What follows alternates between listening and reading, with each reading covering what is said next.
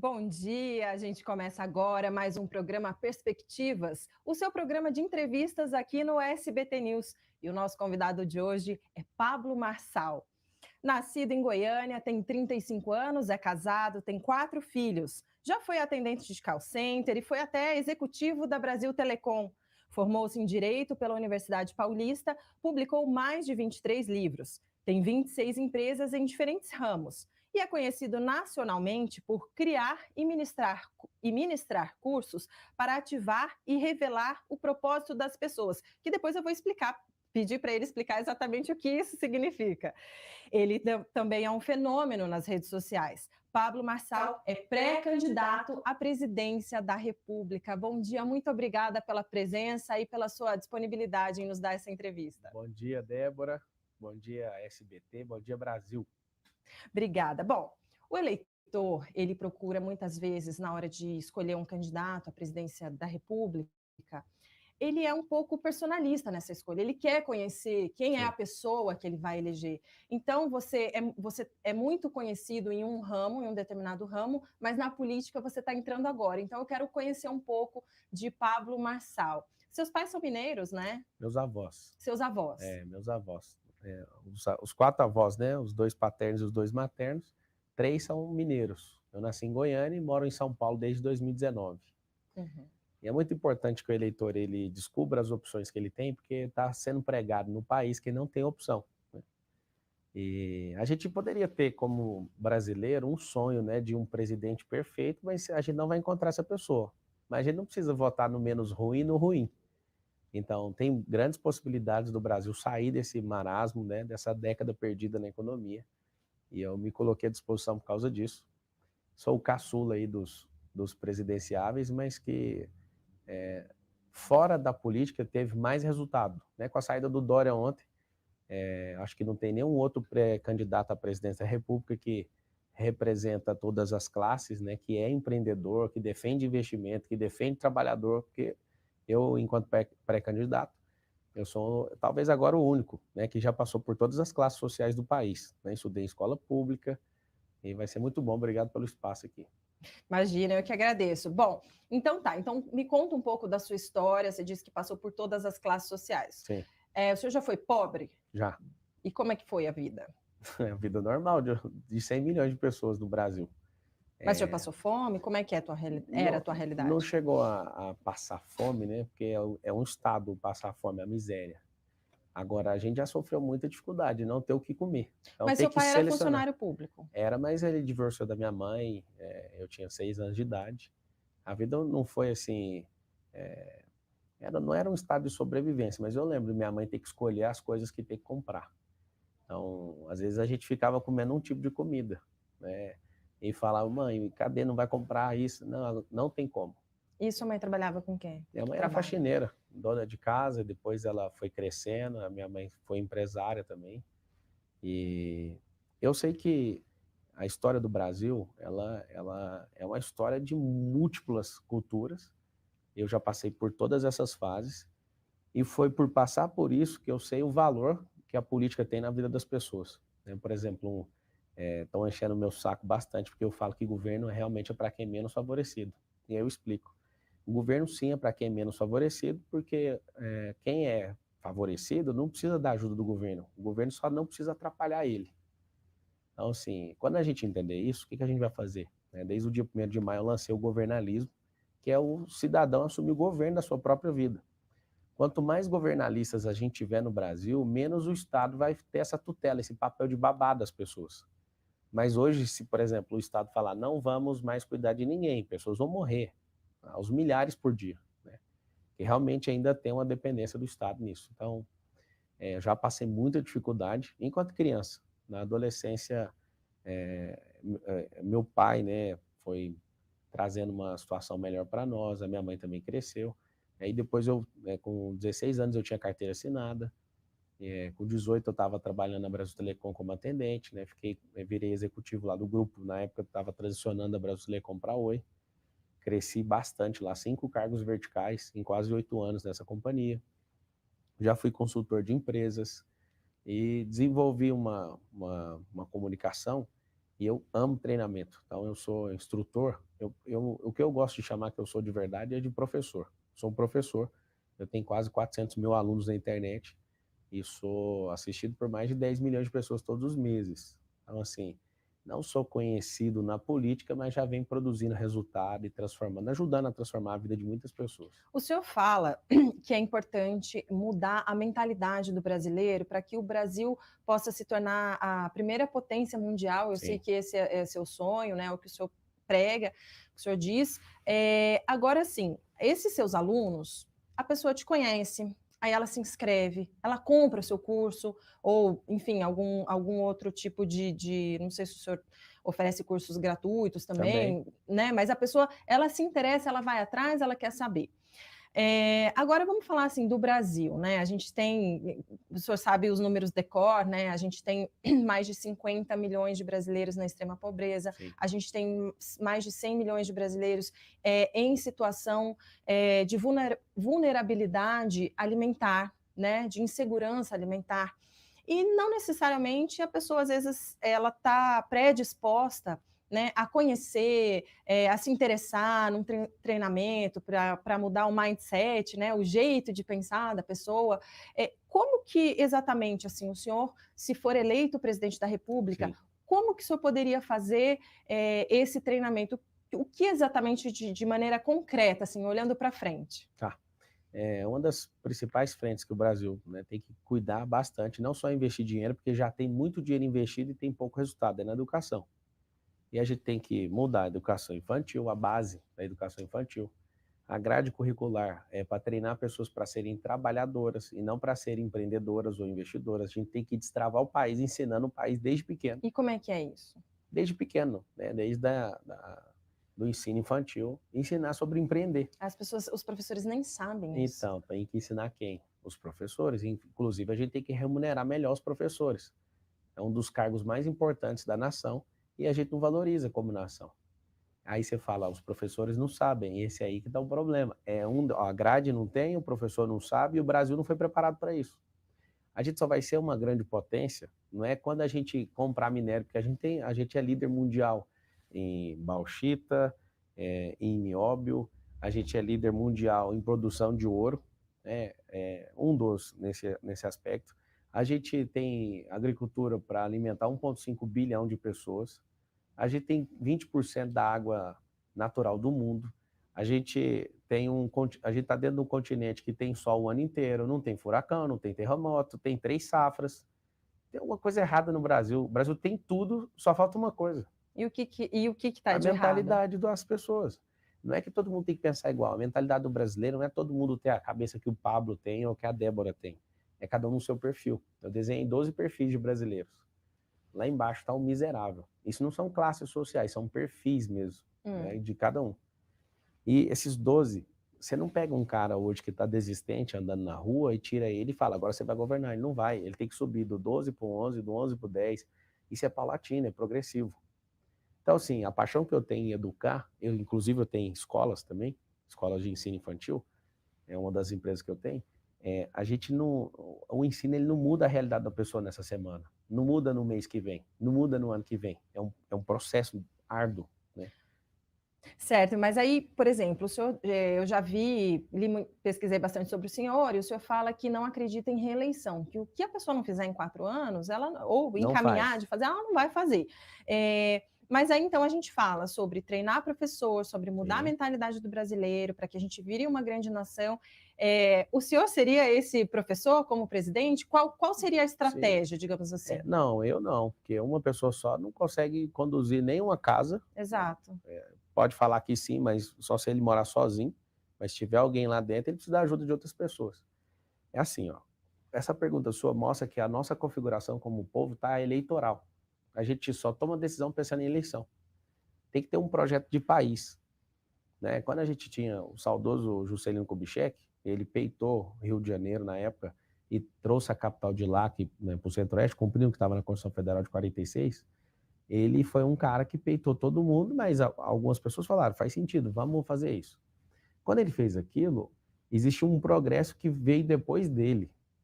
Então não foi só uma decisão eleitoral.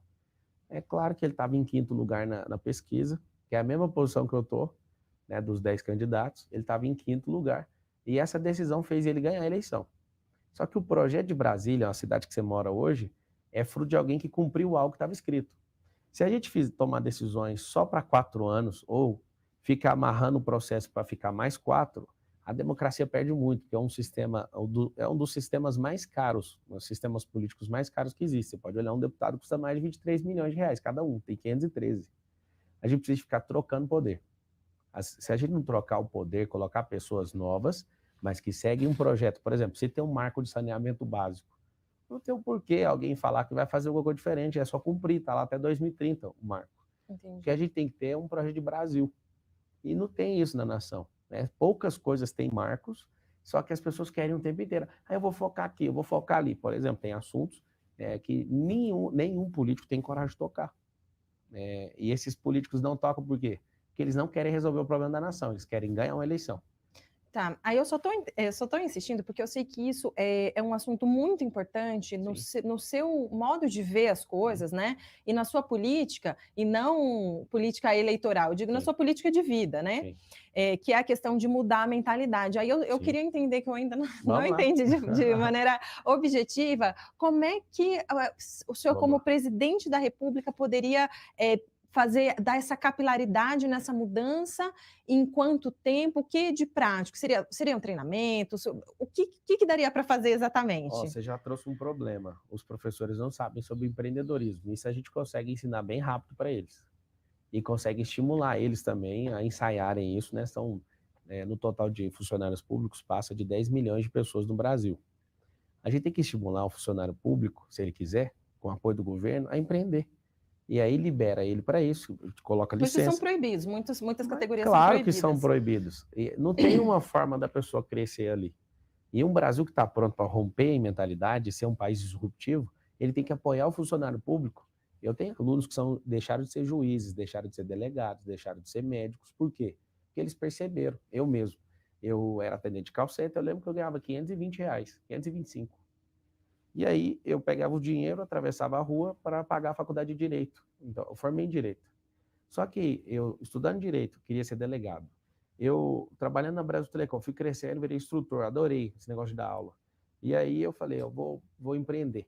Quando eu empreendi, o único evento que eu tive de faturamento foi superior ao tempo todo que eu trabalhei na Brasil Telecom. Eu falei, tem alguma coisa errada. Eu fui empreender. Quando a pessoa é picada nisso, ela fala, não faz sentido eu vender minha hora. O que sustenta a base do Brasil são os trabalhadores. Aí você perguntou, vamos para coisas concretas. Mudar a grade curricular. Colocar 3 opções e ensinar isso para a pessoa, ela segue se ela quiser. A gente pega, desde o ensino infantil, ensina ela sobre finanças, sobre riqueza, sobre empreendedorismo, sobre investimento, sobre nutrição. Tem gente que aprende a comer com 30 anos. Tem que aprender lá embaixo, porque isso atrapalha o desenvolvimento cerebral. Aí você falou, a gente tem problema com os professores, vamos ensinar os professores, vamos remunerar eles melhores, dar uma remuneração melhor. A gente precisa de colocar a internet nesse país inteiro. Né? O Elon Musk estava essa semana aí, vou conectar 19 mil escolas por satélite. Então, assim, é uma decisão tão simples, e a gente esperar 300 anos para fazer um negócio desse. Né? Claro que é um exagero, porque a banda larga chegou no Brasil em 2000. A gente precisa de conectar as pessoas e desburocratizar o ensino. O ensino ele é muito extenso, muita carga, muito assunto que muitas vezes é para preparar a pessoa de forma técnica e isso não vai dar resultado para ela. A gente também tem que ensinar o Brasil a ser pesquisador, a gente tem que estimular os cientistas. Por quê? Porque a primeira pessoa que aparece no destaque, a Europa e os Estados Unidos levam esses caras embora. Pra você ter uma noção? Poucas pessoas, né? A cada 10 pessoas aí, umas 8 não ingressam na faculdade, que terminam o ensino médio. As que ingressam, que é uma parte pequena, 50% terminam o curso. Dos que terminam o curso, 50% conclui, trabalham naquele ramo que eles estudaram. Imagina a perda que a gente tem como nação, né? O sistema de ensino realmente está errado. Só para você ter uma noção, que aí é mais grave, não é só um negócio assim, vamos mexer aqui um palito. A gente tem que mudar diretrizes, tem que mudar bases. Por exemplo, a gente ensina adulto com pedagogia. Então, o ensino de adulto na faculdade tem que ser com andragogia, como é nos Estados Unidos. Nos Estados Unidos, a andragogia significa ensino para adulto, pedagogia, ensino para criança. A gente ensina a nossa base de ensino na faculdade, não é por sistema representacional, é ensinar de forma lúdica, para você ver. O que a gente está produzindo nesse país? Então, assim, são mudanças que não são simples e também não vai mudar o resultado da nação agora. Você tem hoje 5% dos alunos, se você fosse dar uma certificação real no término do ensino médio, 5% dos alunos, menos que isso, 4% deles realmente seriam aprovados. O ensino realmente está assim, ó, inchado, burocratizado, e a gente não está fazendo essas pessoas desde pequeno ter olhares visionários. Mas aí o senhor acha que é uma questão de não foi feito ainda, por não ter essa visão, por incompetência, por falta de Melhorou vontade muito. política ou porque é difícil Não, mesmo? é porque é difícil. E aí é aquele negócio, isso dá voto. O nosso perfil politiqueiro do Brasil hoje, as pessoas não querem mexer com aquilo que não vai dar retorno. Tem um negócio no mundo do investimento que chama ROI. ROI em inglês significa em português retorno sobre investimento. Então, assim, tem tanta coisa para resolver, você nunca vai ver um político falando assim, vamos resolver o problema das drogas. Daqui a um tempo, se a gente continuar nesse perfil politiqueiro, o crime organizado vai ser mais forte que o próprio Estado. E qual que seria a sua proposta? A gente tem que discutir isso, ninguém tem coragem de discutir.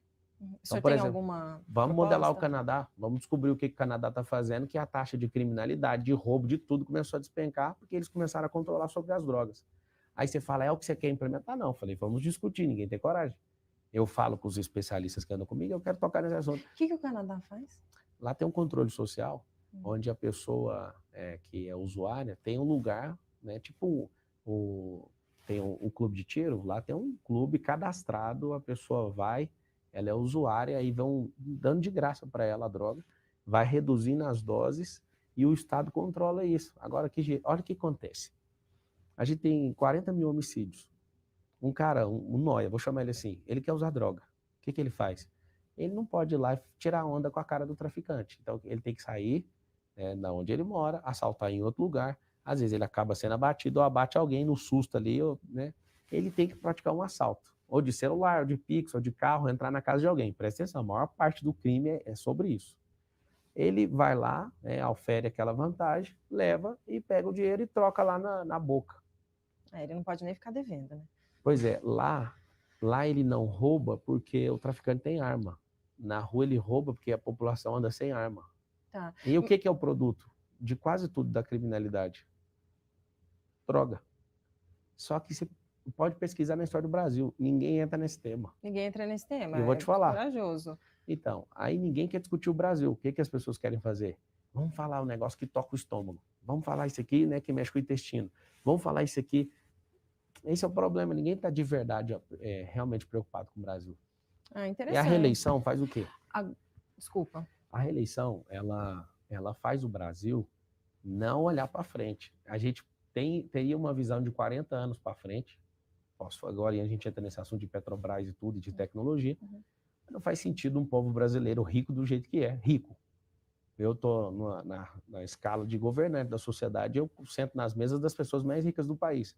A gente pode muito bem construir dar valor para a indústria nacional, mas a gente gosta de coisa de fora. Essa é uma mentalidade. Né? Colocaram nos nossos livros, a gente aceita, eu não aceito isso mais, a gente não é país de terceiro mundo. A única chave que a gente tem que virar é na mente. Aí você pergunta, é só na escola? Não, as empresas têm que produzir isso, as igrejas têm que produzir isso, instituições têm que produzir, é um pacto nacional, senão não vai para frente. Pré-candidato, desculpa, deixa só para concluir o outro assunto, porque assim, a gente está fazendo entrevista com vários pré-candidatos, né? Temos aí uma história também de acompanhar candidaturas, mas eu nunca vi ninguém falando sobre drogas disposto a discutir, como o senhor falou. Então, deixa eu só concluir esse assunto, e a gente tem vários assuntos para falar. Por exemplo, então, o senhor, se eleito, estaria disposto a discutir, não que vai implementar, porque depende de muita gente, inclusive, de muita aprovação, mas trazer o tema de drogas seria como questão de saúde pública? Como é que o senhor vê exatamente? Está sendo tratado assim, o tráfico criminalizado e a questão do usuário como saúde. Hoje já está assim. Mas diga assim, uma política de redução de danos, um uso controlado, olha, o que seria? Só para não deixar no ar. A gente tem 16 mil quilômetros de fronteira no país. Aonde que droga entra? Nos 8 mil. Né? Você olha para o mapa, você que está assistindo, você olha para o mapa, o lado esquerdo do país tem 7 mil quilômetros de fronteira ali. Aí aquela fronteira ela é muito mal vigiada. Né? Aí são tantas coisas que a gente tem que entrar, por exemplo, a Polícia Federal que cuida de fronteira, quem tinha que cuidar de fronteira é o Exército. Mas tudo bem. Mas cuida também, né, o Exército? Né? Mas é bem pontual, não é toda a fronteira. A maior parte é a Polícia Federal, principalmente nas áreas onde que tem divisão com cidades. É o que eu estou te explicando. A gente tem um problema de fronteira, tá? Só que você mesmo asseverou aí, nunca vi um candidato falando disso. Eu não estou disposto a discutir isso depois, não. Estou disposto a discutir agora. E só por um motivo. Tem um negócio chamado crime organizado. E o crime organizado não tem homem, não tem mulher que tem coragem de peitar isso. E eu vou te falar. Se for para sair na bala dá para resolver. Só que ia ter que matar gente demais. Então ninguém vai fazer isso. E isso não é justo também. A gente tem que, já que a gente se curvou para o crime organizado, o que a gente tem que fazer é não gastar uma única bala. Como que a gente vai fazer? Se o centro, o cerne das organizações criminosas que hoje faturam bilhões é a droga, a gente perdeu a guerra. Então, um assunto que a gente tem que discutir é droga.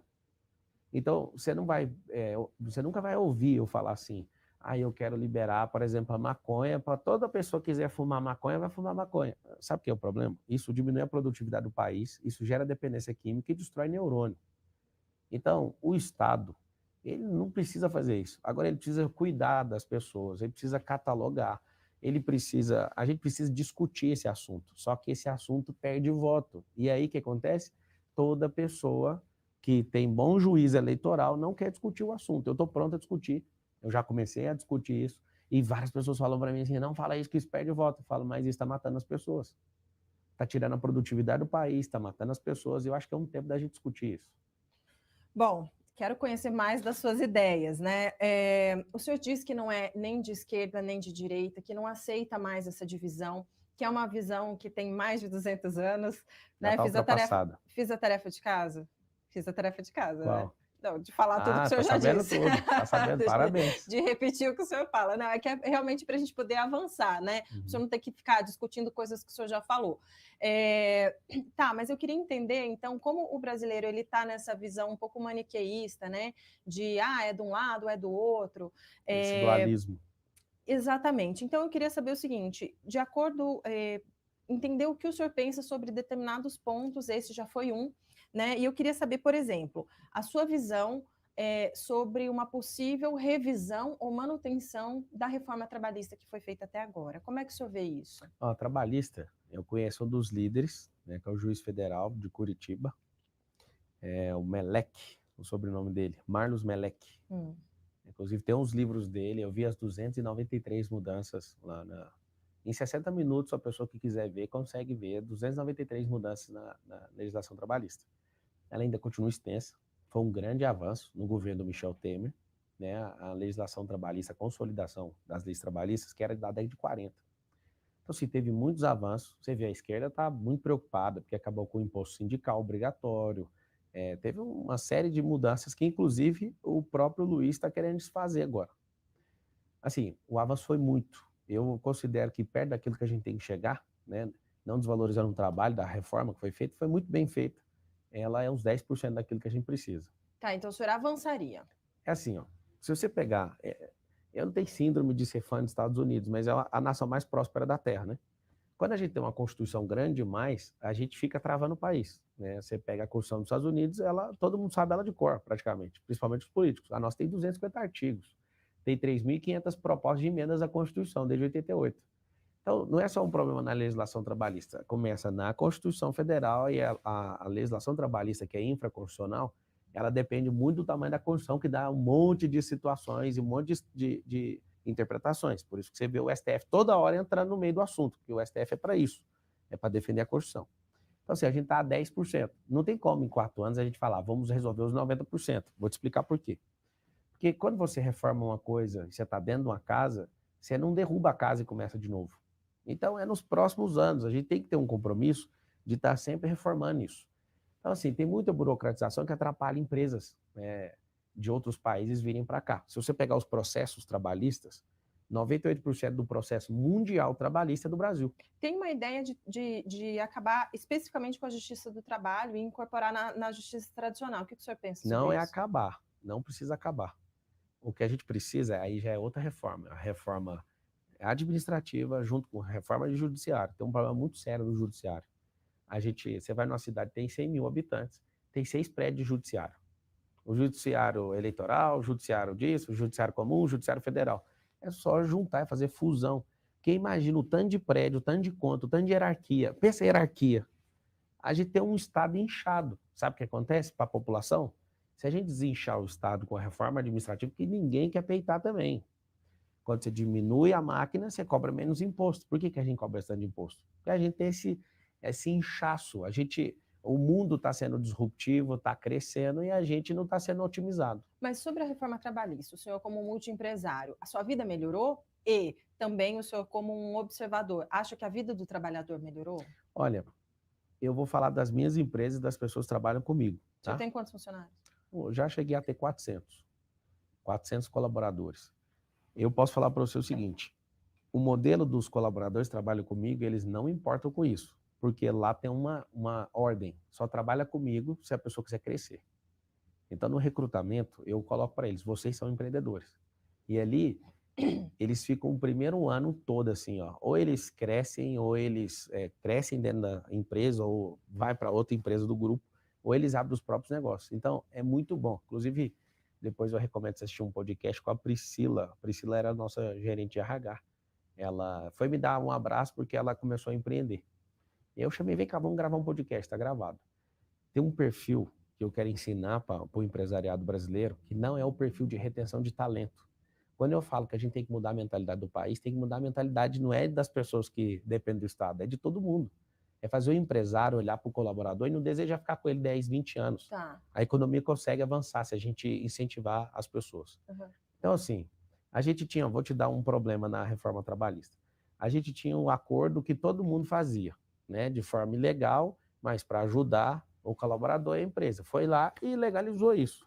Então, tem um tanto de coisa na legislação, que é para inglês ver, né, que é uma expressão que a gente usa, que foi lá e foi feito o ajuste. O trabalhador, por exemplo, ganhou. Eu lembro quando eu era atendente de call center, eu não gostava de dar contribuição sindical.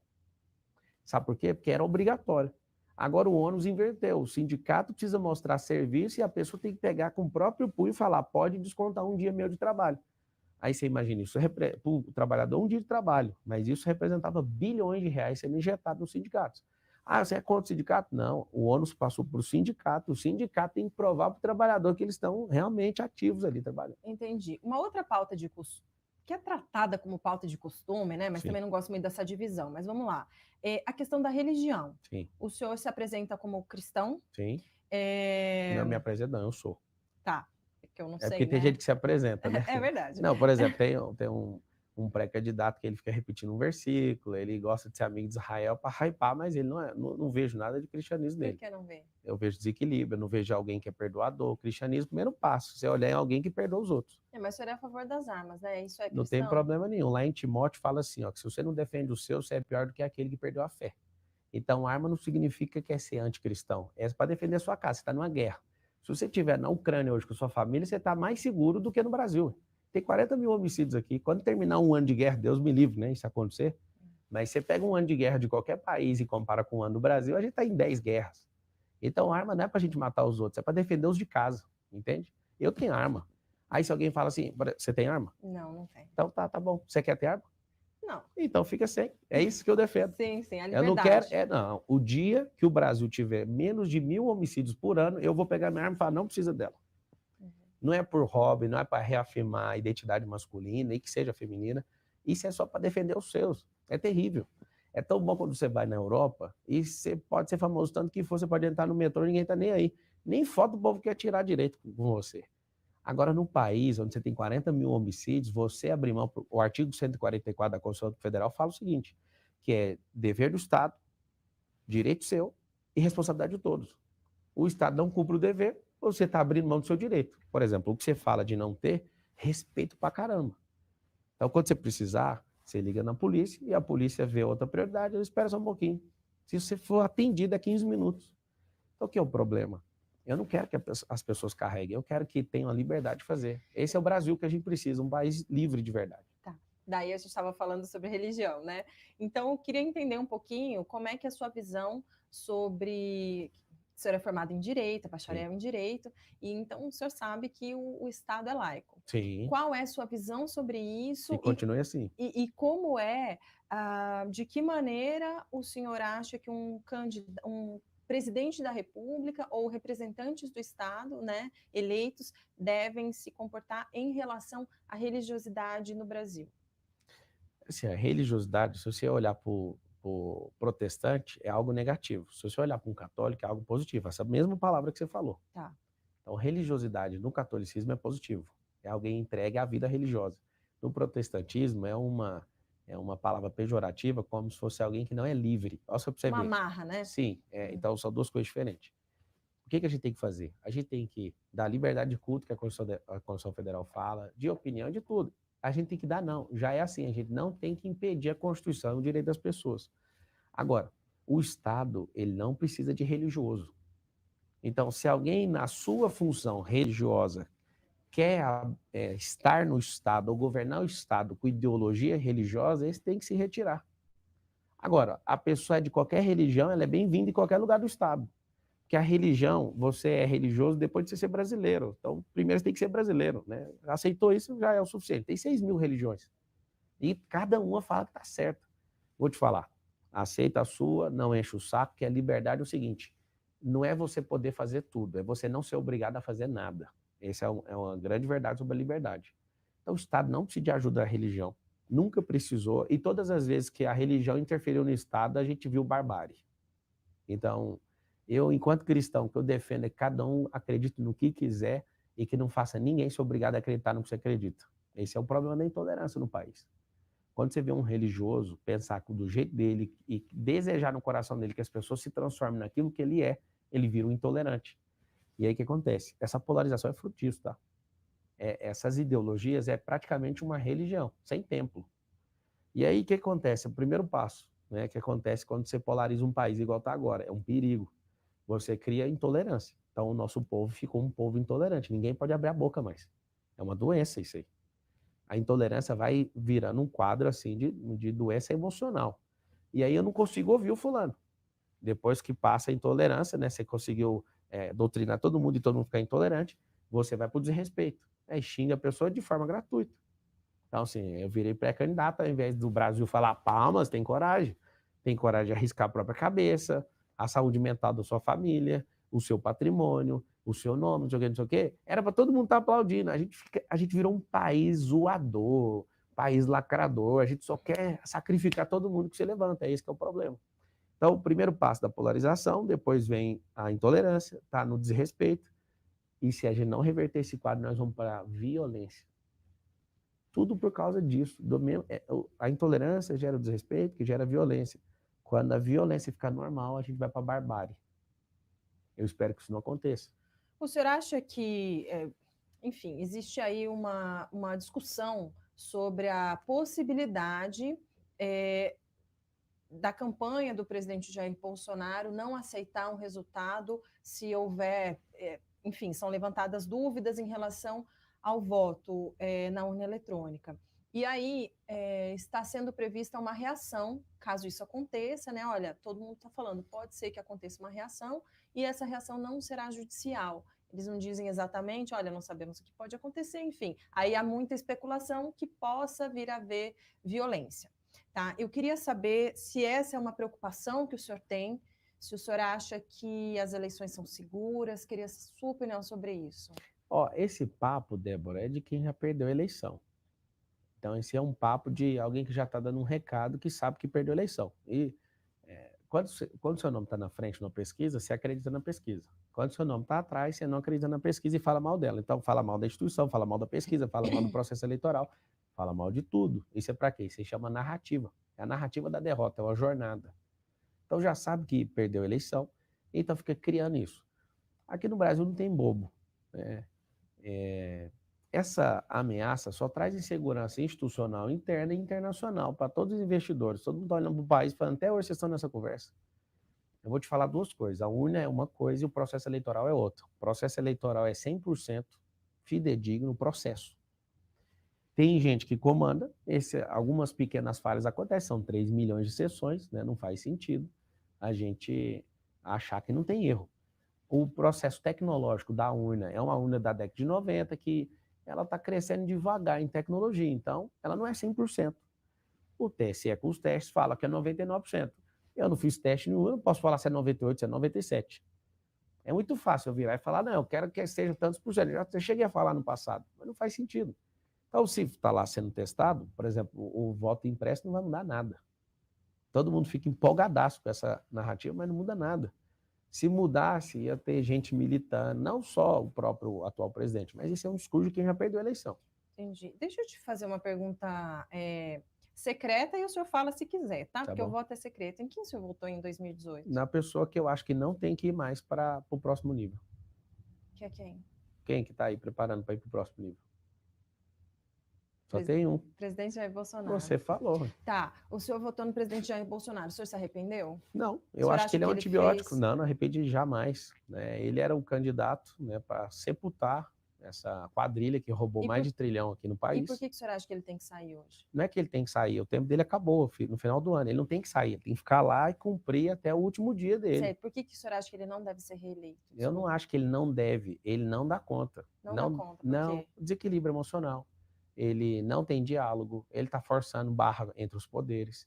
Ele, ao invés de fazer a tarefa dele, de ter o orçamento na mão, ele entregou na Câmara dos Deputados, ele ficou 2 anos forçando um governo que não existia, depois foi lá e negociou tudo. Ele não fala de um projeto de país, ele não está apontando o país para frente. Eu não tenho nada contra o Bolsonaro. Só tem uma coisa, ele é igual um antibiótico.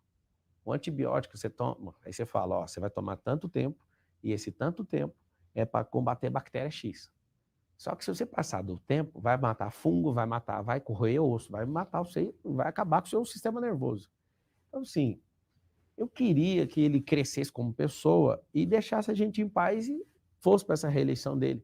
Só que eu só estou aqui porque não existe essa viabilidade dele. Ele entrou no mesmo caminho do Luiz, com questão de populismo. Ele entrou nesse caminho de querer defender a família. Eu defendo minha família, mas de crime não. Não dá para mexer com isso. Então, ele entrou e enveredou em lugares que eu não esperava que ele fizesse isso. Nem por isso eu arrependi de ter votado. Eu só acho que o tempo dele acaba agora. Então, nem ele, nem o Luiz vão sentar na cadeira de presidente ano que vem. O senhor acha que ele... Acho não, tenho certeza. Que ele cumpriu o papel, então. Cumpriu o papel, poderia ter sido mais nobre, mais elegante, menos desgaste. Eu sei que ele usa um monte de técnica, que é um monte de gente conta para ele. Ele não é só alguém que é abalado emocionalmente, não. E ele está demonstrando uma pessoa mais vulnerável agora, tudo por causa da eleição. Aí passa a eleição, a mesma coisa. Agora, vamos falar um pouquinho sobre a questão da sua campanha, Sim. né? O senhor diz que o PROS ele tem um fundo de 89 milhões? 89. Um fundo de 89 milhões, um fundo eleitoral, e que o senhor não vai pegar nenhum centavo desse fundo. Sim. O senhor vai tirar do seu patrimônio? Não, eu vou colocar o limite, ó, as pessoas vão ajudar. É o seguinte, vou explicar como é que é a eleição. Todo dia alguém bate na porta e fala, vou te doar tantos milhões. Mas vai custar quanto isso? Eu me propus a fazer uma política diferente. Eu poderia jogar fora da regra, né? Arrumo um jeito e tudo, mas eu não quero fazer isso. Eu quero ser realmente diferente. Eu não vou ser o cara que vai acabar com a corrupção no país, mas eu, Pablo Marçal, não vou tocar no dinheiro público. Eu sou administrador, eu sou um cara exponencial. Só que se eu entrar de forma errada, tem um princípio chamado princípio da primeira menção. Quando você não sabe resposta, você usa a primeira menção da pessoa.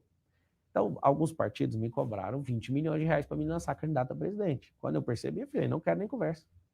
Mas aqui é desse jeito. Eu falei, mas eu não estou de brincadeira. Qual partido? Eu não vou falar nunca. Isso é deselegante. Não vou falar. Não faz sentido.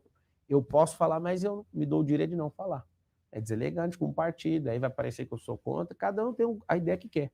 Só que, seguindo esse princípio... E esse partido vai lançar algum? Esse não, foram 3 partidos que cobraram. E eles vão lançar? Não tem candidato. Não tem candidato, E eu vi muita gente querendo pagar e tudo, só que na hora que começa as pessoas a sacudir a vida da pessoa, todo mundo desiste. Luciano Huck seria candidato à presidência. Na hora que toma um primeiro sacode, a pessoa fala, não mexa com isso não. Então, gente normal não dá conta. É isso que o brasileiro tinha que entender. Os normais não estão aqui. O senhor é normal? Não tem como ser normal assumindo uma possibilidade dessa. A normalidade é uma frequência emocional. A pessoa realmente ela tem que sair disso. Então, o normal fora do normal governa. Seria o quê? Excepcional? Não, o governante é fora do normal. Uma pessoa que governa a própria vida, a pessoa que não depende dos outros, ou principalmente do governo, ou de necessidade de aprovação. Você quer saber o que é o normal? Normal é a frequência. A pessoa tem medo, tudo que ela vai fazer tem medo, ela é normal. A pessoa, ela depende da aprovação dos outros, ela é normal. A pessoa morre de medo de errar, ela é normal. A pessoa morre de medo de conhecer gente nova, ela é normal, isso é a teoria da normalidade. Então, a pessoa que é normal não dá conta de lograr êxito nisso. Nem suporta, nem ouvir, nem começar. Entendi. Bom, daí a gente estava falando sobre a questão do financiamento da campanha, né? Daí Tá. seria o quê? É simples, o Obama teve 3,1 milhões de Lá pessoas eles doando. têm outra cultura, né? Essa cultura Então, de doar para a política. O senhor acha que dá legal. tempo de E mudar? se não der, nós vamos com o dinheiro que tiver. É assim, Mas o tá senhor todo está mundo falando disposto a que eu vou empenhar colocar quanto? R$1 bilhão. Não, O não senhor é vou. rico? O senhor é rico? O que é rico para você? É, Porque depende da então, vou classe. mudar a pergunta. Depende do perfil. Se você falar para a pessoa que ganha 10 salários mínimos, a pessoa que não ganha nada fala, ele é rico. Não, eu sei que o senhor já falou que a sua casa custa 30 milhões, o senhor tem 7 milhões em carros na garagem. Você tá sabida, hein? Eu tô sabida. Mas eu queria saber o seguinte, se o senhor for até o fim mesmo nessa candidatura... Eu ia até né? o fim, não. Eu sei, eu não posso falar por causa da legislação eleitoral. Não tem volta, não tem possibilidade de eu voltar Não, mas atrás. é porque o senhor já disse, até numa atitude assim até bastante generosa, que se um outro candidato de terceira via se viabilizar mais do que o senhor em determinado ponto, o senhor até ajudaria a empurrar Não foi isso o que eu avião. falei. O que foi, então? Eu falei que se vier uma pessoa, homem ou mulher, boa e justa, e que quer realmente o bem para o Brasil, eu vou ajudar essa pessoa do meu lado e quem Sem conseguir desistir. decolar. Claro que não, Entendi. desistir de quê? Isso aí é a minha pessoa republicana falando. Eu estou aqui realmente querendo ver alguém. Essa é uma bucha tão gigante que se vier alguém realmente mais apaixonado que eu pelo Brasil, eu vou ajudar. Bom, então, já que o senhor vai até o fim, né? Até depois do fim. Até depois do no fim. fim vai quem não vai ser eleito na eleição. Lá é o fim, né? Dia 2 de outubro ou dia 30, se o brasileiro ficar em dúvida. Uhum. Mas eu estou junto pelo Brasil até depois do fim. Certo, vamos lá. Então, o senhor indo até depois do fim, mas eu digo, até o senhor homologar a sua candidatura, o senhor vai ter que declarar seu patrimônio. Quer contar para mim de quanto é? Eu tinha que te falar, de verdade, eu não sei. Quando eu era alguém que Problema bom, né? Não, mas eu vou te contar isso, você faz parte do perfil. Você consegue chegar também. O brasileiro, qualquer um que quiser, deixar de ser qualquer um, ele consegue chegar lá. Eu lembro quando eu tinha uma bicicleta, um celular, eu contava isso. Meu pai me ensinou a contar patrimônio. Só tem um problema, eu tenho vários negócios em equity, em VGV, imobiliário. Eu não fico assim pegando, eu vou contar isso. Quando você passa de uma escala de múltiplos milhões, né, de centenas de milhões, a gente não fica assim no aplicativo de celular. A gente não sabe. Eu acho que eu preciso mudar meu mindset. Eu sei cada centavo de TAC, não é muito. Isso mostra o seu perfil. Esse perfil é escassez emocional. Quando você para de... escassez, você usa um tipo de coisa chamado controle. Certo. Controle financeiro. Quando você vai subir, você vai para a administração de riqueza. Certo. E na administração de riqueza, a gente não olha o tanto que a gente tem. A gente olha o tanto de entrada e olha custo e despesa. Eu vou me esforçar mais, mas vamos lá. Tá, em relação a isso. No dia que for sair, vai sair da minha pessoa física. E vai sair as minhas relações das empresas. Isso, exatamente. Talvez 99% do meu patrimônio está nas empresas. Entendi. Né? Tá em mercado imobiliário, tá em equity, tá em empresas de tecnologia, tá no exterior também. Uhum. Tá, e aí então, mas o senhor já fez uma conta? Porque se as pessoas vão doar para sua candidatura, o senhor mesmo também vai doar um pouco? Até o limite. Até o limite que...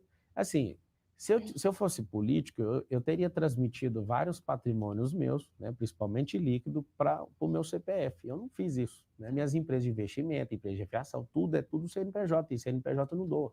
Tá. Então vamos falar mais. O senhor acha que o STF inferniza o governo, como o presidente Jair Bolsonaro diz, e também, enfim, o judiciário de uma maneira geral também foi muito atacado, alguns setores, né, pelo ex-presidente Lula também, que é pré-candidato. Então, assim, só para falar dos dois aqui. Falar dos dois. Já que é para falar dos dois, vamos falar uma coisa que os dois têm em comum. Não, digo assim, sobre a visão dos dois em relação a setores do judiciário. Aí eu queria saber justamente, eu ia te falar o que faz eles serem assim. Os dois são admiradores de ditadores. Um é de Fidel Castro, o outro é do Carlos Alberto Brilhante Ustra. Os dois têm o mesmo perfil.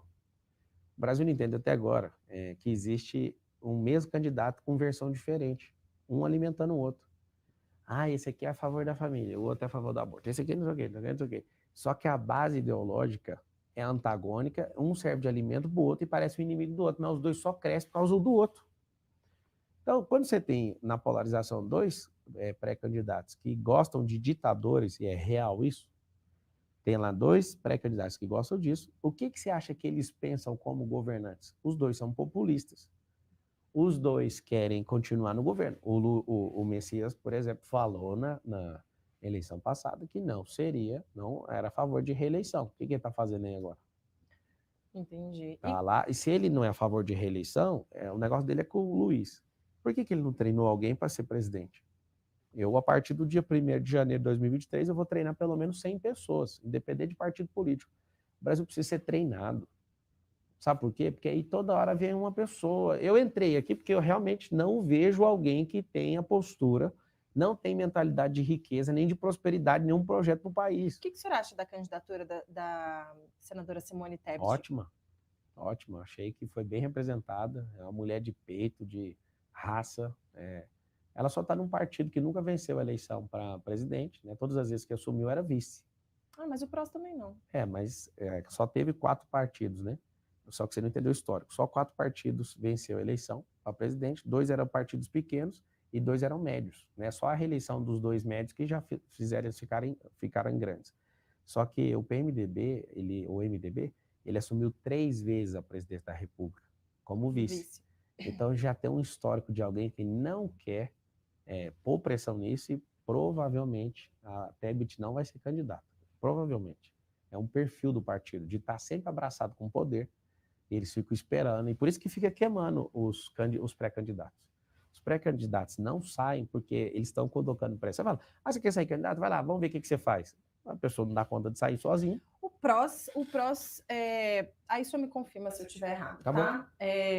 Saíram notícias dizendo que o PROS deu até junho para que o senhor pontue 2% nas pesquisas para que a sua candidatura continue. E também o PT tem conversado bastante com o PROS. Ontem mesmo a presidente do PT, Gleisi Hoffmann, disse que o PROS, o Arruda, estão sendo, enfim, constantemente procurados. Procede essa informação? Olha, e como é que o senhor vê isso? Essa informação, eu não quero criar uma guerra com o jornalismo, mas ela é improcedente, tá? Não tem esse combinado, esse Não, ultimato, assim, digamos assim. Não existe isso. O negócio é que o cenário político é o dia inteiro tendo que dar uma oferta, né? O dia inteiro é um negócio parecendo um Ministério Público, vamos investigar, tal. Não tem nada disso. Existe esse clima de o PT quer falar, a gente tem 2.000 diretórios no PROS. E tem diretório municipal, tem diretório estadual, que já tinha, por exemplo, a palavrado que ia apoiar o atual presidente. Eu cheguei por último e falei para esses diretórios, ótimo, que é a minoria, pode apoiar e pode contar com o meu apoio, vocês, porque a gente é do mesmo partido. Pô, falou, não estou entendendo nada. Pois é, eu não tenho ciúme de homem, não tenho ciúme de mulher. Então, sim, pode ficar à vontade de apoiar, vou ajudar. Agora, ninguém me deu ultimato nenhum, 0. Eu só em um dia coloquei 20 mil filiados dentro do PROS. Então, a gente está chegando com um reforço bem forte. Agora, o PT soltar a nota que está conversando com o PROS, eu também estou conversando com o PT, pode soltar a nota aí. O PT desistir da candidatura, que não faz sentido. Então, assim, notícia não faz sentido nenhum, não é a realidade lá no PROS. O senhor já encontrou quem será o seu ou a sua vice? Não. Qual que vai ser o perfil? Eu prefiro que seja mulher e do Nordeste. Só que isso é uma decisão de grupo político, né? Mas alguém da política ou não?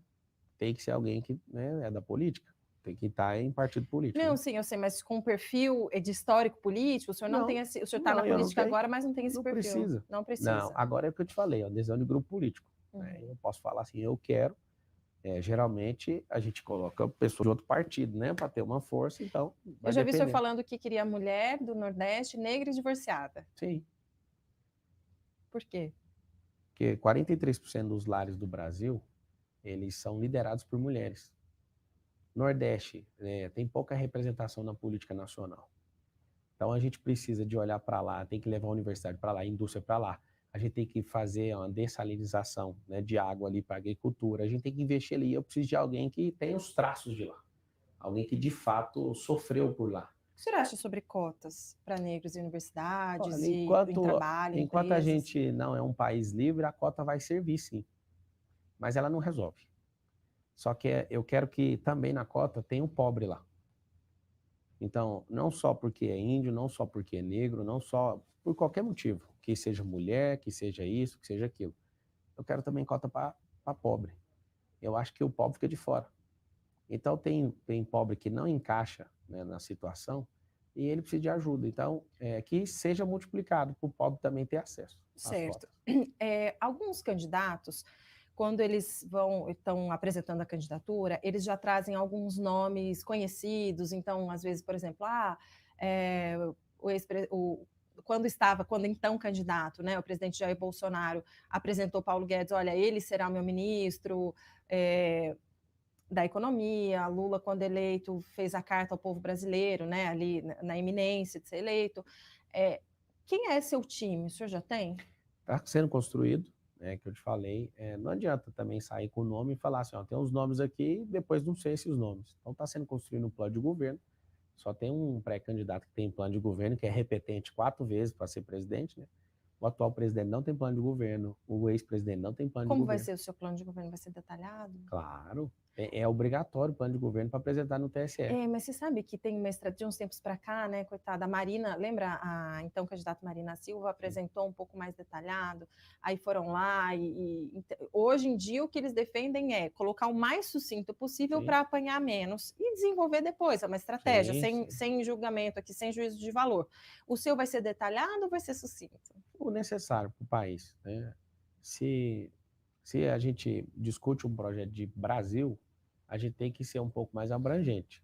Mas se for só para cumprir o TSE, vai ser o mais raquítico possível, né? Eu defendo que tem que ser o necessário, né, para esses próximos 10 anos. Quais principais pontos? A gente já está aqui há 8 minutos, infelizmente, rápido, né? Passando rápido. A gente já está há 8 minutos. Sim. E eu vou te dar 3 minutos finais para o senhor falar, mas eu gostaria de saber aqui os pontos principais de programas do seu programa de governo que o senhor acha que tem que ter e das ideias mesmo, porque eu acho que a gente tem que olhar para frente. Tá. A gente precisa de abrir 1 milhão de empresas por ano nos próximos 10 anos. A gente precisa fazer reforma eleitoral, que é a mãe das reformas, seguida de uma reforma administrativa.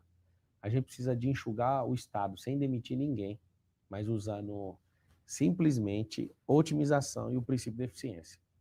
A gente tem que pegar essas 15 mil leis que a gente tem e fazer um apanhado, que tem tanta lei inútil, tanta coisa inútil que burocratiza o judiciário.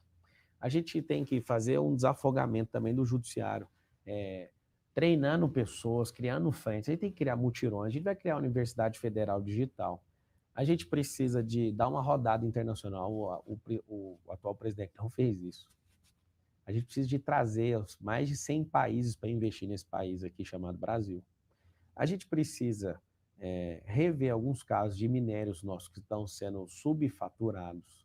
A gente tem que discutir questões que ninguém gosta de discutir, mas o Brasil é roubado com essa questão de minério por causa de ilegalidade. Você pode perceber que onde tem ilegalidade, tem roubo.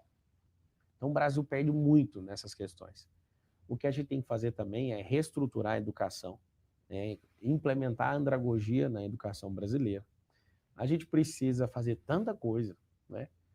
Só que tem um começo. No começo, com pequenas reformas, não dá para parar o país, para fazer milhões de coisas.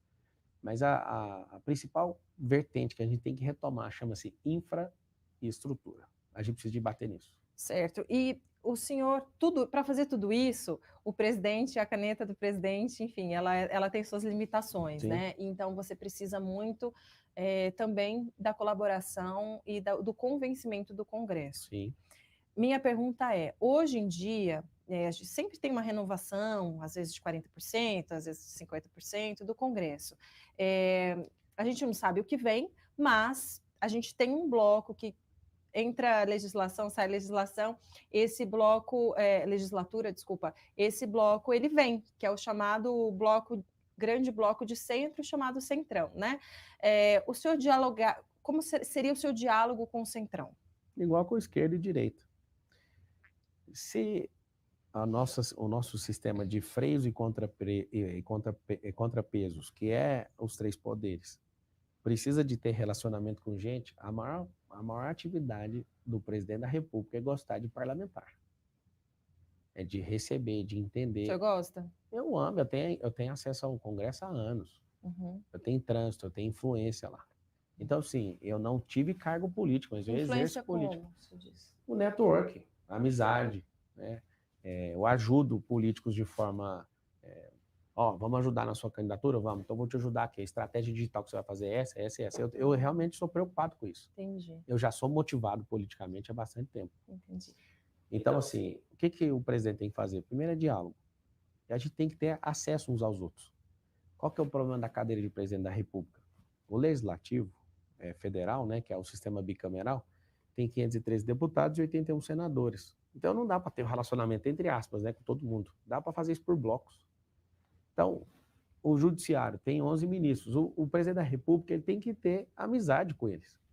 E hoje a gente vê o quê? Um nem levanta da cadeira para cumprimentar o outro. Certo. E aí o que acontece? A cadeira do presidente, quando ele senta lá, ele esquece dos parlamentares.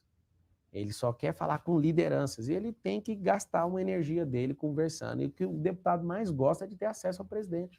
É verdade. Bom, e aí eu gostaria de saber também que o senhor falasse daquele episódio que ficou nacionalmente conhecido também, de o senhor ter levado alguns alunos, Sim. alguns alunos para o alto do monte, né? E aí o senhor chamou os bombeiros porque as condições eram adversas, vocês perderam o contato do rádio com o grupo que estava mais abaixo, e o senhor chamou os bombeiros e as pessoas foram resgatadas. Eu sei que o senhor bate muito na questão de que o senhor não colocou aquelas pessoas em perigo, mas a minha pergunta é, o que saiu diferente do planejado para o senhor ter meio que abortado a operação ali? Por quê? Qual foi o planejamento que o senhor fez antes de segurança, do que poderia ter dado errado, né? Quem foram as pessoas que te aconselharam que era uma boa ideia subir, ou se alguém te falou, olha, não vai, porque não está em condições? Não, ninguém falou. A gente contratou os guias para subir, deu a chuva, o guia falou, ó, não vou subir, pode descer. Então a gente subiu, a gente continuou a noite inteira dormindo lá, né? Ninguém ficou esperando resgate, não usou corda. Eu ia falar assim, ó, é um exagero esse assunto. Alguém falou para mim, tenha paciência, responda 4.000 vezes até chegar lá o dia da eleição. Ali foi um aprendizado. Né? Repetir aquela mesma coisa eu não repetiria, mas vou subir vários outros montes. A política é mais um monte que a gente está subindo. E o mais interessante é que ninguém machucou. Agradeço o Corpo de Bombeiro. Ali foi uma oportunidade de ver que eu não sou uma pessoa orgulhosa. Poderia muito bem não ter pedido ajuda, só que eu não sabia o que estava passando com o grupo de baixo. E o Brasil precisa de ajuda. Né? Então, como o Brasil precisa de ajuda, não tenha vergonha de pedir ajuda, porque os dois estão aí, não vão nos ajudar. Eles já não conseguem mais. 3 minutos para o senhor falar com o pessoal que está nos assistindo. Primeira coisa, eu poderia pegar meu patrimônio, minha família, mudar para os Estados Unidos ou para outro lugar onde tem segurança. Não tem uma saúde, né, gratuita igual aqui, mas uma saúde de qualidade. Eu poderia muito bem ir embora, igual vários bacanas fazem por aí. Só que eu gosto de comer o piqui daqui, eu gosto de fazer pamonha, eu sou fazedor de requeijão, eu gosto de tirar leite na vaca, eu gosto do clima desse país, eu amo esse povo. Então, eu não vou sair daqui. Eu acredito no Brasil. Se eu não acreditasse, eu não investia praticamente quase todo o meu patrimônio aqui. Então, eu quero falar para você o seguinte, tem jeito sim, o brasileiro tem jeito, o Brasil tem jeito. Se o Brasil tem jeito, é porque você que está assistindo tem jeito. Eu não vou fazer apelo nenhum, mas o que está acontecendo é que algumas pesquisas apontam que comprar um Fusca vermelho, com 3.000 quilômetros rodados, ou comprar um Gol quadrado, amarelo, BX, com 3.000 quilômetros quadrados, não, rodado. São as duas opções que todo brasileiro quer. Mas você pode comprar carros melhores, você pode fazer isso, só que fica lá no fundo da loja, você vai ter que pesquisar. Muitas vezes ninguém vai falar porque não dá notícia, porque o Fusca e o Golzinho fica batendo um com o outro e dando notícia o dia inteiro. Mas você pode olhar e falar assim, eu não quero nenhum desses dois. Eles estão aí, o Fusca puxa para a esquerda, o Gol quadrado puxa para a direita. Mas eu sabia, seu voto pode comprar um Fusca, pode comprar um Gol, pode comprar BMW, pode comprar Mercedes, pode comprar McLaren, pode comprar o que você quiser.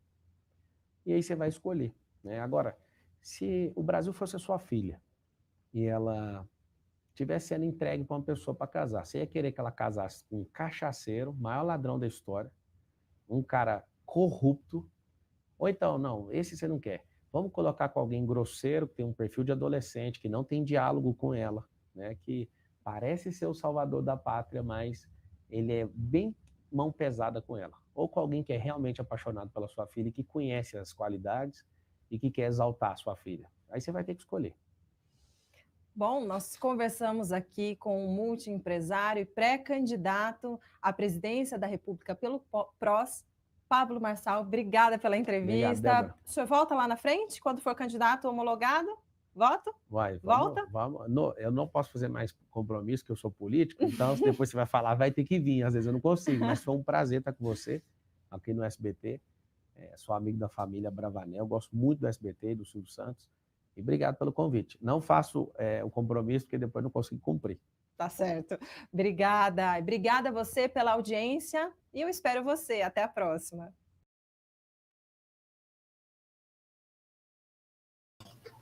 Fala, pessoal, tudo bem?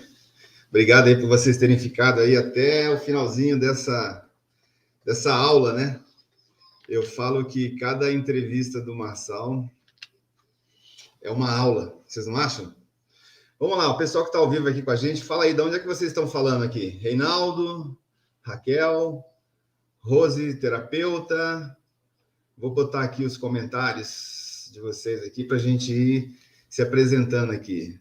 Sirlene, tenho certeza que você, Pablo Marçal, vai mudar nosso Brasil juntamente com o povo. Sirlene. Isabel Oliveira, mandando um coraçãozinho aqui.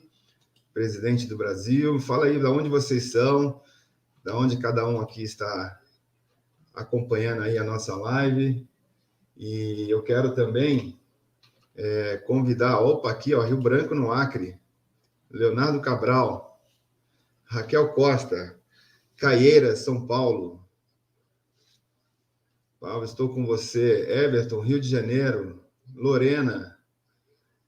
Ijaci, Minas Gerais. Legal. Silvana. Empresarial Diadema. Estou com Pablo Marçal. Silvana, legal. Leonardo Cabral.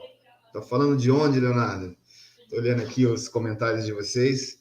Gente, eu gosto sempre aqui de compartilhar com vocês todas as novidades aqui sobre a pré-candidatura aí do Marçal. E a gente acabou de assistir aí uma entrevista que foi concedida agora há pouco ao SBT. A gente estava quase que simultâneo aqui.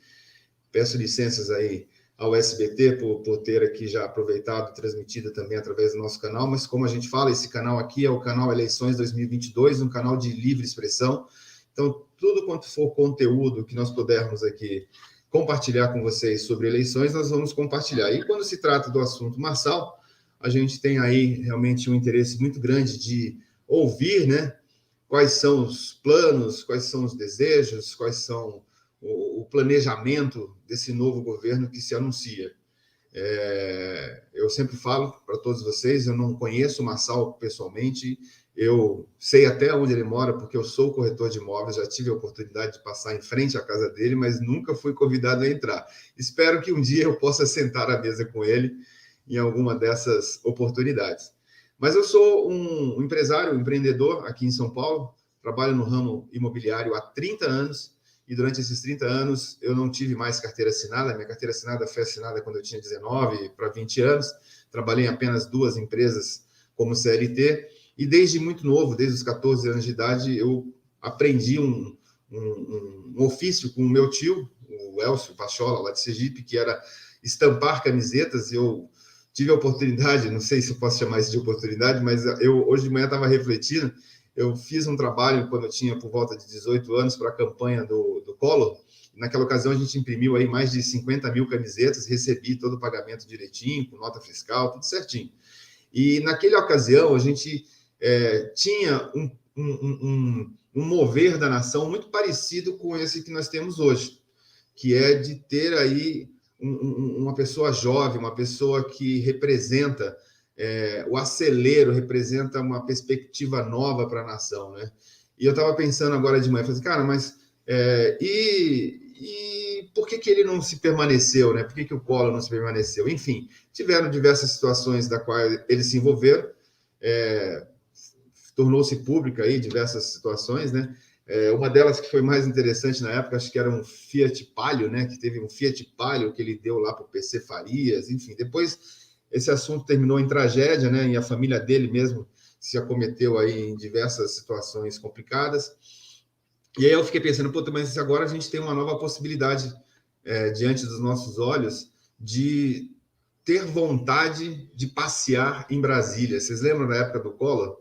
Eu sou brasiliense, moro em São Paulo já fazem 30 anos. Mas naquela época do Collor, um dos pontos turísticos de Brasília era visitar a casa da Dinda. Ficava sempre uma multidão de pessoas em frente à casa da Dinda, porque o Fernando Collor ele abdicou de morar no palácio, ou ele até usava o palácio ali, mas ele ficava a maior parte do tempo numa casa no Lago Norte, e existia uma comoção nacional das pessoas quererem que aquele negócio desse certo. E eu vou dizer para vocês, a gente está diante de uma situação muito parecida com aquela, com a diferença de que a gente entende que o Marçal é um empreendedor nato, é uma pessoa que já tem sucesso, ele não está buscando a política, ou não vem de uma casta política familiar de muitos anos, como era o caso da família Collor, lá em Alagoas, que se anunciou aí como sendo o salvador da pátria e depois acabou sofrendo um processo de impeachment. Absolutamente todos os presidentes estão, vamos dizer assim, correndo o risco de sofrer um processo de impeachment, desde que ele tenha uma improbidade administrativa, desde que ele seja realmente um corrupto, que seja aprovada alguma coisa contra ele. Mas o que a gente percebe no perfil do Marçal é que está muito, mas muito longe dele se envolver de qualquer maneira que possa atrapalhar um futuro governo dele. Então, eu acho que a gente tem essa sensação renovada de termos aí um governo realmente pró-crescimento da nação. Eu lembro quando foi o Collor que liberou a importação dos veículos. Meu Deus do céu, a oportunidade que eu tive do primeiro dinheiro vultuoso que eu ganhei numa venda, me lembro até hoje, eu fui lá e comprei um Renault RN19, porque o que existia de importado no Brasil chamava Lada, os russos Lada, né? Enfim, ele realmente foi responsável por uma abertura da economia muito interessante. E eu acho que, diante de toda a globalização que houve, desde Collor para cá, as mudanças de tecnologia, o avanço tecnológico, o acelero da digitalização que a Covid apresentou à população mundial, ninguém melhor do que uma pessoa que tem na veia empreendedora essa tendência do digital, essa tendência da utilização dos multicanais, essa tendência de investir no progresso de um país focado em infraestrutura. Como o Pablo Marçal sempre vem falando aqui nas suas entrevistas, que cada entrevista é uma aula. Ele fala que nós vamos sim cuidar da educação, vamos sim cuidar das reformas do judiciário, das reformas administrativas, a reforma da presidência, vamos cuidar da saúde, vamos cuidar da habitação, mas antes de tudo, nós temos que cuidar da infraestrutura, porque o nosso país é um país com dimensões continentais, né? A gente muitas vezes ouve falar por aí sobre países que estão indo muito bem, aí você vai pegar a dimensão territorial de um país, equivale às vezes menos do que um estado aqui de São Paulo, ou um estado do Brasil, né? Que vale menos do que vários estados. Se eu não me engano, eu acho que a Europa é do tamanho de Santa Catarina, se eu não me engano. Enfim, dá para vocês fazerem um Google aí e vão observar isso. Então, a gente hoje está diante de um cenário muito bipolarizado, que é tipo, quem quer Lula, quem quer Bolsonaro, e, na verdade, 70% das pessoas não querem nenhum e nem outro. E para onde que vão esses 70%? Tem que ir para algum lugar. As pessoas não vão fazer 70% de abstenção no voto, votar nulo, votar em branco ou deixar de votar. As pessoas vão escolher. Faz parte da cultura do brasileiro ir às urnas, né? Mesmo que tenham sido feitas até campanhas para anular votos e tudo mais, a gente percebe que o brasileiro ele sempre tem a esperança, né? E a última vez que a gente depositou essa esperança foi uma esperança certeira. A gente depositou na pessoa certa, a pessoa que cuidou dessa transição entre aquela quadrilha que estava instalada no nosso país e uma pessoa que, embora não tenha uma inteligência emocional para comandar o nosso país, causou essa ruptura. Então, agora a gente tem que aproveitar essa janela, a gente tem que aproveitar essa lacuna que se abre para a gente colocar no poder ou na cadeira, né? Eu acho que o próprio Marçal nem deve gostar dessa palavra do poder. Eu acho que não é isso que ele busca. O que ele busca realmente é entregar um chamado que Deus fez a ele e exercer isso daí durante um período pré-estabelecido. Ele deixa bem claro em todas as suas entrevistas qual é esse período, ele deixa bem claro nas suas entrevistas que ele vai se aposentar antes de completar os 40 anos de idade, e ele tem tudo para isso, ele nem precisava pegar esses próximos 5, 6 anos que faltam aí para ele se aposentar e se expor a essa situação da política. Não precisava mesmo, era muito mais interessante para ele fazer e continuar fazendo crescer as empresas do grupo dele e das pessoas que são sócios dele, pegar uma boa parte desse dinheiro aqui, como ele foi agora no final do ano passado, no início desse ano, aliás, no início desse ano, passou lá 30 dias nos Estados Unidos, quase comprou propriedade, quase comprou loteamento, ele estava se encaminhando para a direção natural dos brasileiros milionários ou bilionários, não é verdade? Então, não existe uma outra explicação que não seja responder a um chamado. E como um grande cristão que o Pablo é, e ele traduz isso para muitas pessoas em seus ensinamentos, em seus treinamentos, em suas palestras, muita coisa, inclusive as pessoas costumam querer classificar o Pablo, se ele é um coach, se ele é um palestrante motivacional, se ele vive de curso, não sei. Cara, o que tem de conteúdo gratuito do Marçal já é suficiente para transformar a vida de qualquer brasileiro. Os brasileiros só precisam ser indicados na direção certa, né? Eu tenho por costume compartilhar com as pessoas que estão aí me servindo hoje na minha empresa, e eles estão evoluindo. Eu posso dar a vocês. Não só tenho esse depoimento para dizer para vocês, como também eu tenho alguns depoimentos que estão sendo gravados aqui nas nossas lives. Por isso que eu sempre faço questão aqui de convidar vocês a participarem. Eu acho interessante a gente eternizar, digamos assim, esses depoimentos, para que amanhã as pessoas falem assim, puta, aquele cara realmente falava uma coisa que era verdadeira, aquele participante da live lá do canal Eleições 2022 falou uma coisa que faz sentido. O depoimento que vocês podem ver na live de ontem que eu fiz, e está gravado também o corte já sobre o depoimento de um cidadão chamado Pablo, lá em Rio Grande do Norte, no Paraná. A pessoa se libertou completamente de tudo aquilo que travava ele, inclusive mudou de casa, a empresa dele aumentou, mas isso só foi possível depois que ele colocou em prática algumas técnicas ensinadas por uma pessoa que se dispõe aí agora a ajudar a nação, né? Então, eu acho que isso daí realmente é muito interessante. Eu fico muito feliz, não podemos deixar essa oportunidade passar. Exatamente, Raquel. Agora, o que eu quero de vocês, que vocês façam a parte de vocês, entendeu? Esse canal é só um dos movimentos, de milhões de movimentos que podem se instalar no Brasil. Talvez eu tenha sido um dos pioneiros aqui, eu já estou quase um mês aqui me apresentando dentro dessa proposta. Por quê? Porque surgiu um dia, eu tenho uma característica um pouco interessante. As minhas melhores ideias vêm nos primeiros 3 minutos depois que eu acordo. Então, naqueles 3 minutos da hora que eu acordo é que pinta alguma ideia para eu desenvolver. Então, eu tenho aí algumas coisas que hoje sustentam a minha família, que foram ideias que vieram assim logo após um sono de paz, né? Um dia que você não tem sono de paz, um dia que você não dorme bem, isso não acontece. Agora, quando você tem um sono de paz, as suas ideias começam a florescer. E um dia eu acordei e falei assim, cara, mediante essa decisão do Marçal em se pré-candidatar a presidente da República, o que eu posso fazer para contribuir se eu entender nas primeiras aparições dele que ele é realmente uma pessoa que possa me representar no governo do Brasil. E aí eu comecei a olhar as participações dele em algumas entrevistas, e lá eu falei, cara, é isso que eu precisava ouvir. Então, o que eu posso fazer para fazer isso propagar aí para mais pessoas? Eu pensei em fazer uma pesquisa, porque aonde está a maior dificuldade hoje de nós eleitores? É ficar ouvindo matérias de pesquisas não muito confiáveis. Inclusive, ontem, quem pôde assistir aí, se não puder, tenta buscar essa informação.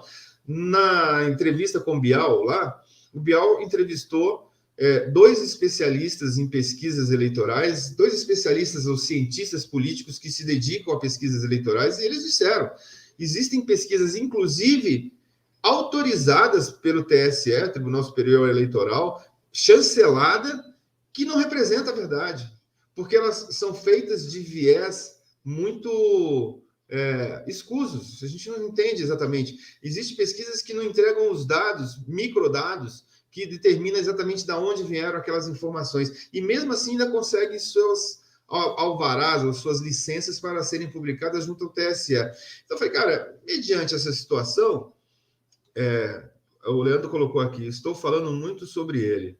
Exatamente. Isso que tem que ser feito. Cada um é one-to-one. Cada um tem que fazer a sua parte, entendeu? Temos que levar o nome para os 4 cantos do país. Exatamente, como fala aqui a Rosângela. A Cláudia fala, destravar a nação.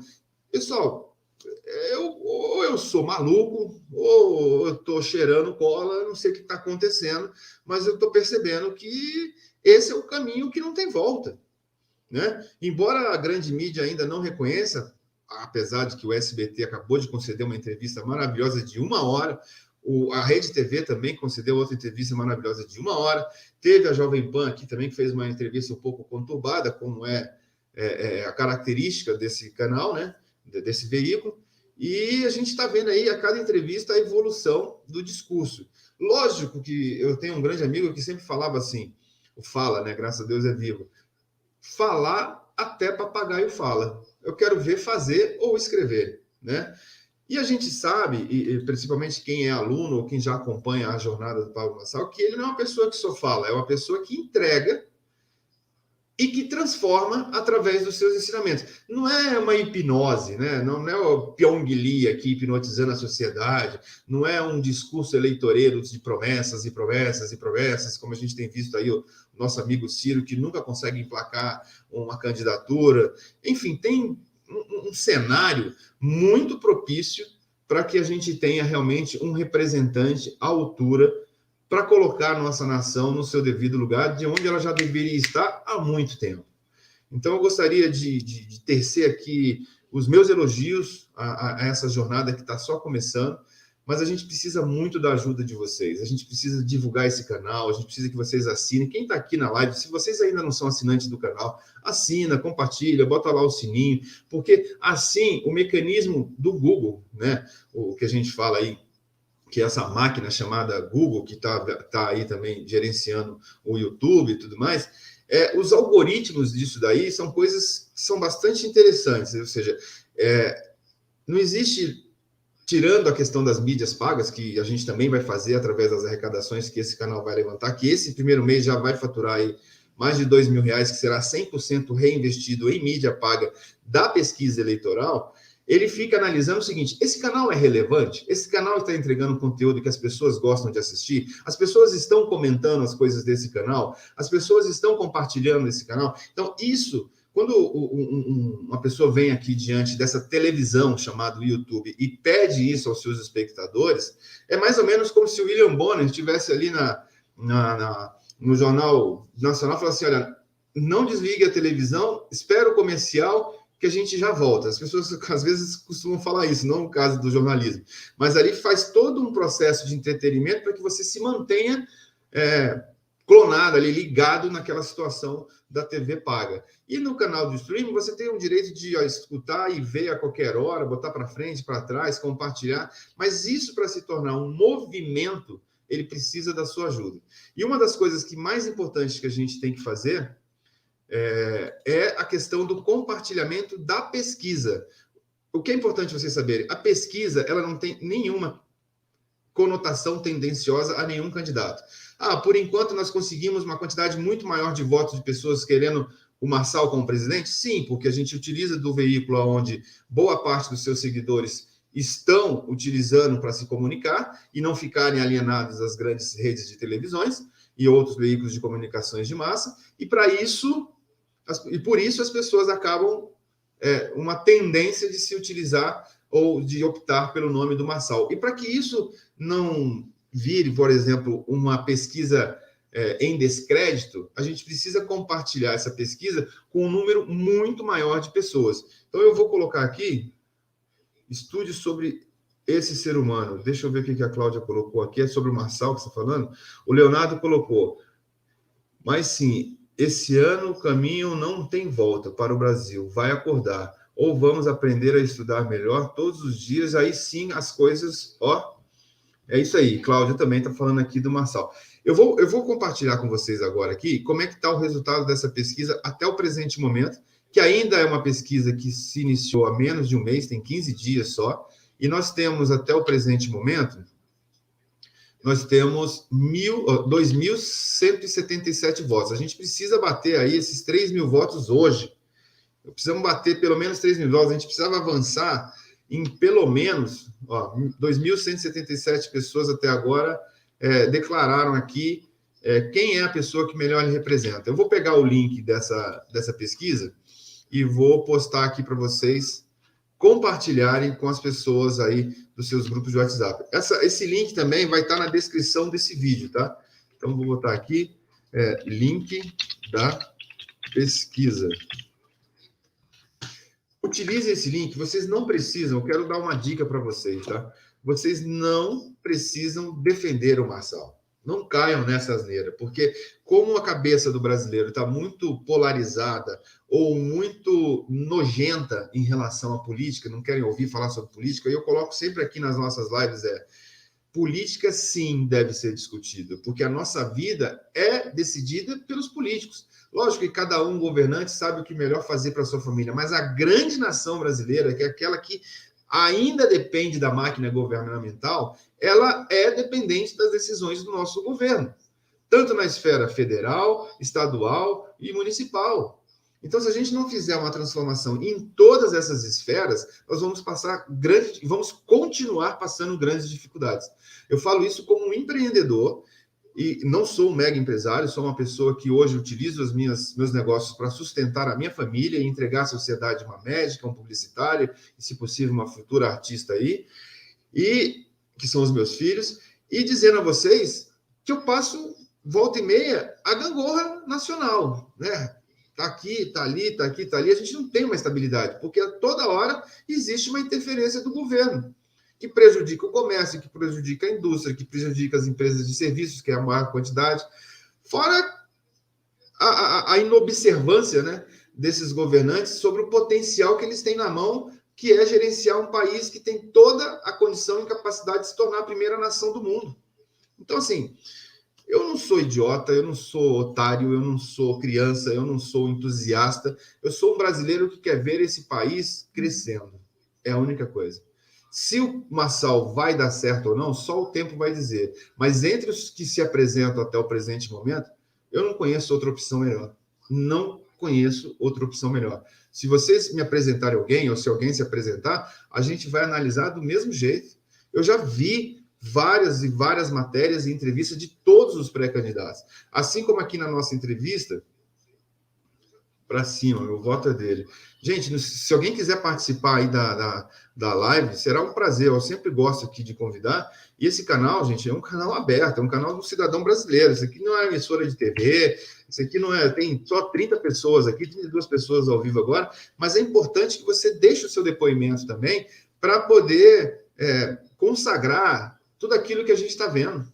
E se o seu depoimento for contrário também, será muito bem-vindo, porque um país que é unânime, ele é burro, né? Só os imperialistas lá, os socialistas, é que conseguem emplacar isso na sociedade. Nós que somos ainda de um país capitalista, e se Deus quiser nos tornaremos um país governalista, nós temos o direito de se expressar. E esse canal é para isso.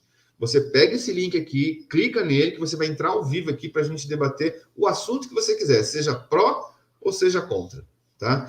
Então, nessa pesquisa que a gente está falando aqui, até agora nós temos 2.178, ou seja, aumentou mais um aqui enquanto a gente está conversando. E ele vai aumentando, todo dia está aumentando um pouquinho.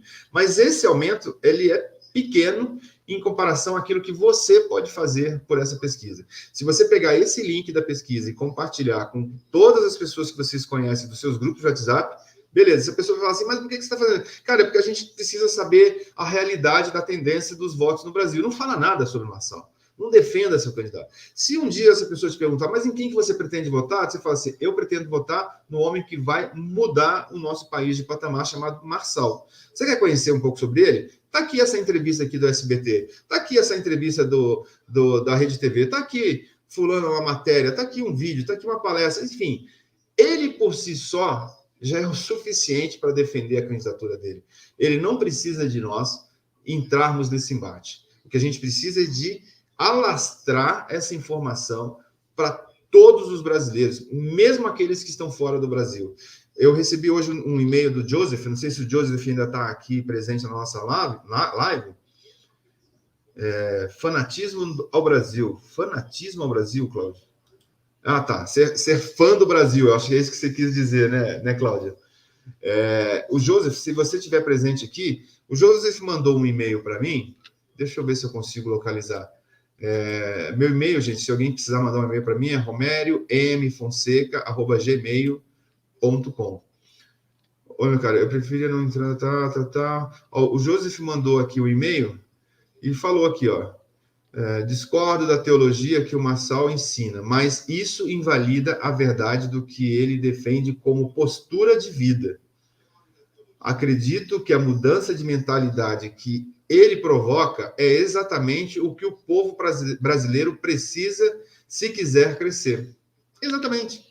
É um governo focado em gente, focado em pessoas, focado em desenvolvimento. Não existe um país que consiga crescer se não mudar a cultura e a cabeça das pessoas. Não existe lei que vai ser seguida, não existe decreto que vai ser cumprido, não existe normatização que resolva a cabeça das pessoas. Se fosse assim, gente, não precisaria de tantas câmeras de trânsito multando as pessoas aí de modo indiscriminado. Se fosse assim, não haveria necessidade das pessoas ficarem sendo vigiadas.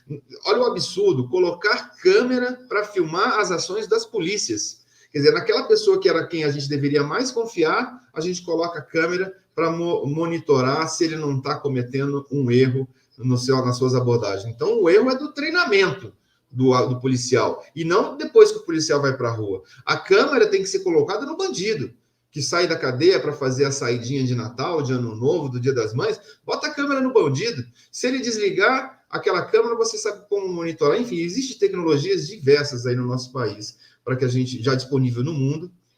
Eu corrigi o texto depois. Tranquilo, Joseph. Tranquilo. Eu vou ler lá depois com calma. Eu vou te responder depois aí, colocando o meu celular, meu WhatsApp, tá? Para você depois entrar em contato comigo. E eu vou colocar na próxima live aqui também um QR Code que vai levar vocês para o nosso grupo do Telegram. Eu acho que a gente pode sair um pouco aqui desse ao vivo e começar algumas discussões e algumas ações que a gente possa fazer aí para levar o nome do Marçal para o máximo de brasileiros possíveis. Mas hoje, o que eu quero realmente pedir a colaboração de vocês, que é o que eu faço isso todos os dias, é que vocês não deixem de participar, primeiro, da pesquisa e depois de compartilhar essa pesquisa com o máximo de pessoas que vocês conhecem. Eu vou colocar aqui mais uma vez o link dessa pesquisa com vocês. Deixa eu voltar aqui. Ô, Joseph, só coloca aqui, para não ter que abrir de novo o e-mail lá. Você está falando de que país mesmo? E há quanto tempo você está fora do país? Então, tá aí o link da pesquisa para vocês participarem, tá? Gente, eu tenho me empenhado de uma forma, exatamente, por si só somos brasileiros. É isso aí, Cláudia. Eu tenho me empenhado nessa história como talvez eu nunca tenha me empenhado tanto em um projeto pessoal meu. Olha, eu estou criando até um clima um pouco menos romântico, digamos assim, com a minha esposa nos últimos dias, porque eu estou passando madrugadas aqui, produzindo conteúdo, programando lives, programando vídeos, porque é o que eu tenho. Hoje a ferramenta que eu tenho é essa.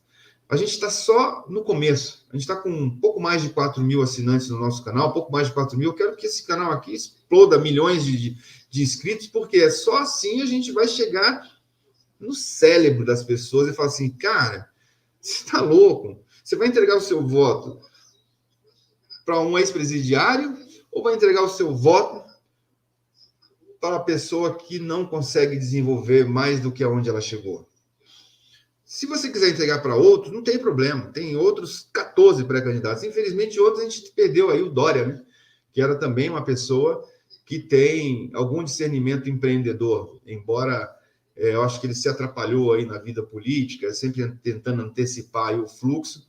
E aí surge o nome que a gente está falando aqui desde o começo, Portugal. Portugal há pouco mais de 9 anos, Joseph. Joseph. Portugal foi quem nos descobriu, né? Eu tenho uma teoria, eu tenho um amigo que é de Porto Seguro, o Leozinho, e eu já fui lá visitar Porto Seguro umas 3 vezes. E a última vez eu fiquei mais próximo dele, a gente é muito amigo há muitos anos. Eu falei, cara, tenta me explicar um pouco sobre a teoria, por que os portugueses vieram parar no Brasil? Na verdade, o Brasil ia ser descoberto a qualquer momento por qualquer um, é uma expansão natural da Terra. Mas eu tenho uma teoria que a gente carrega algumas culturas e talvez exatamente alguns bloqueios desde a descoberta do nosso país, sabia? Porque em sã consciência eu acho que nenhuma pessoa que estivesse em Portugal com a sua vida estabilizada, que não fosse uma pessoa que estivesse sendo discriminada ou que não estivesse envolvida com assuntos um pouco obscuros lá em Portugal, se aventuraria a entrar numa embarcação, que naquela época a tecnologia não era tão grande como hoje, né? Entrar numa embarcação para cruzar um oceano com a esperança de chegar aqui e encontrar uma terra onde só existia índios, né? Que, aliás, é uma coisa que precisa ser observada com muito carinho, essa questão dos indígenas no nosso país, né? Porque, na verdade, essa terra já era deles antes dos portugueses chegar. Mas eu acho que essa cultura que veio com as primeiras caravelas e embarcações para o nosso país, para tirar daqui o máximo de riqueza possível. Porque qual que era a grande aventura do português naquela época? Me corrija se eu estiver errado aqui, Joseph, você deve conhecer um pouco mais sobre essa história. Mas na minha percepção simplória, quando começou o assunto se proliferar em Portugal, de que existia uma terra do outro lado do mundo, ou do outro lado do oceano, rica em madeira, rica em ouro, rica em água, enfim, as pessoas falam assim, cara, eu vou lá pegar minha parte, vou dar um jeito aqui de causar uma expedição aqui, pegar uns malucos aqui igual eu, e vamos atravessar o oceano e vamos voltar cheio de iguaria, cheio de ouro, cheio de madeira, que chegar aqui a gente fica rico numa viagem só, né? Eu acho que é um negócio mais ou menos assim que aconteceu. Então, desde aquela época, criou-se a cultura das pessoas ou dos nativos que acabaram se formando aqui, verem essa situação com uma certa naturalidade. Cara, tem que acabar com isso. Não é natural. Esse país é nosso. Sabe? Essa quantidade de mineradoras extraoficiais que existem aí explorando a Amazônia, cara, esse dinheiro é nosso. Esse dinheiro não pode sair daqui. Né? Eu estou falando do extraoficial. O oficial, beleza, tem as suas normas e regras aí para que isso seja explorado. Mas o extraoficial, que é enorme, diria até que é maior do que o oficial, cara, isso, por trás disso aí tem grandes máfias internacionais. Vocês estão vendo aí, pô. Além de droga, a quantidade de coisa que é apreendida aqui nos aeroportos de São Paulo é um negócio complicado. Daí o termo que aprendemos na quinta série, colônia de exploração. Exatamente, Joseph. Joseph deu aqui sua contribuição. É exatamente isso, colônia da exploração. As pessoas vinham para cá simplesmente para tirar as nossas riquezas. E nós ficamos achando que isso era normal durante anos, né? E os nossos governantes, que infelizmente a gente não consegue emplacar nos últimos 30 anos alguém que realmente pense o Brasil, ou até mais tempo, né? Chegou a hora.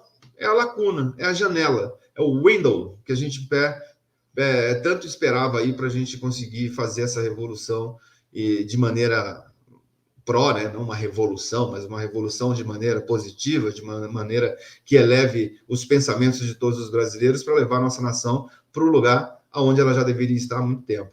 A Rose, terapeuta, está dizendo aqui, Santa Cruz de Cabralha, Porto Seguro, onde tudo começou, minha terra, minhas raízes. Aí, Rose, com certeza você conhece bem sobre essa história do descobrimento do Brasil, né? Embora a gente tenha estudado aquilo que os livros queriam nos ensinar, eu acho que tem uma averiguação aí paralela que pode nos trazer informações mais contundentes sobre essa exploração que o Brasil teve desde o seu descobrimento, né?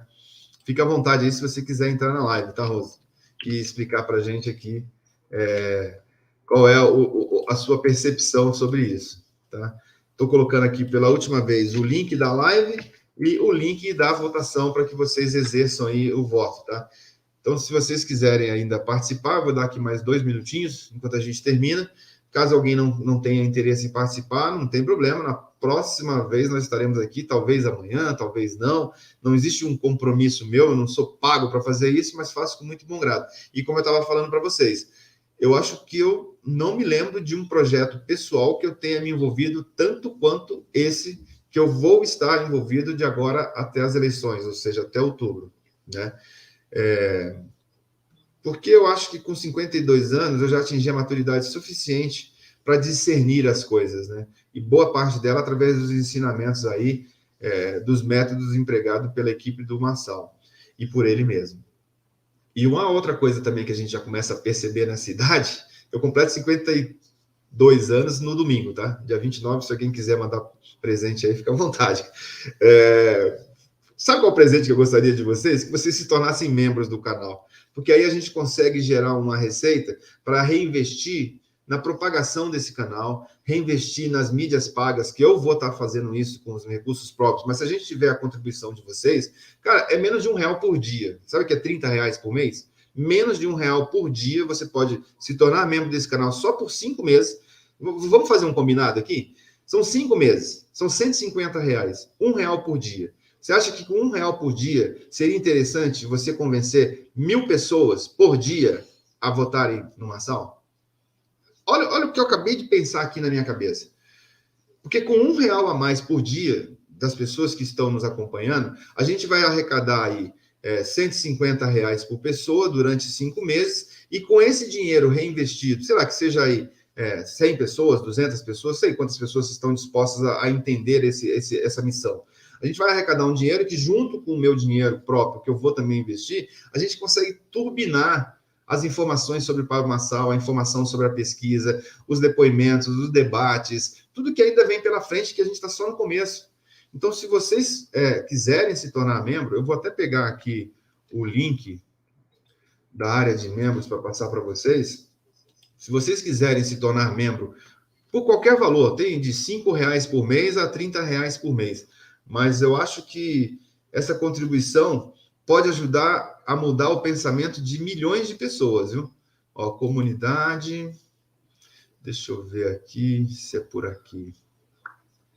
Bom, no próprio canal aí, vocês... Aqui, comunidade. No próprio canal aí, acho que quem ainda não viu, mas pode observar logo abaixo do vídeo, você tem aí um link que é para você se tornar membro, né? Espera aí.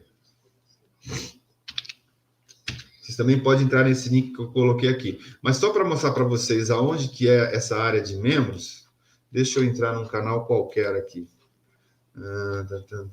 Deixa eu ver se tem aqui um do...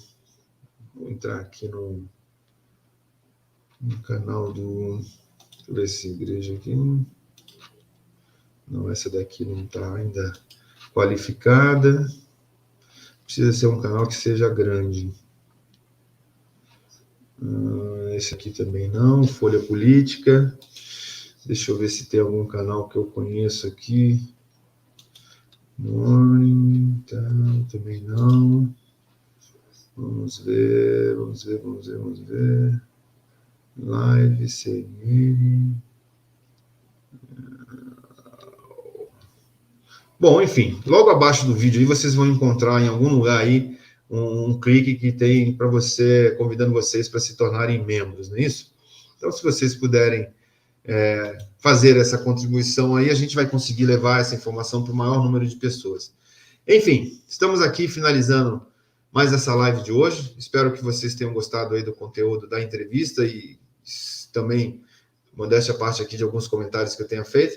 E quem fala com vocês aqui é um brasileiro que quer ver essa nação verdadeiramente prosperar. E se você está junto nesse movimento, ajuda a gente a crescer, que a gente vai crescer junto. Todos, um ajudando mais um, todos vão crescer, tá bom? Fiquem com Deus, uma boa tarde, que Deus abençoe o dia de vocês. Um abraço, Romério Fonseca.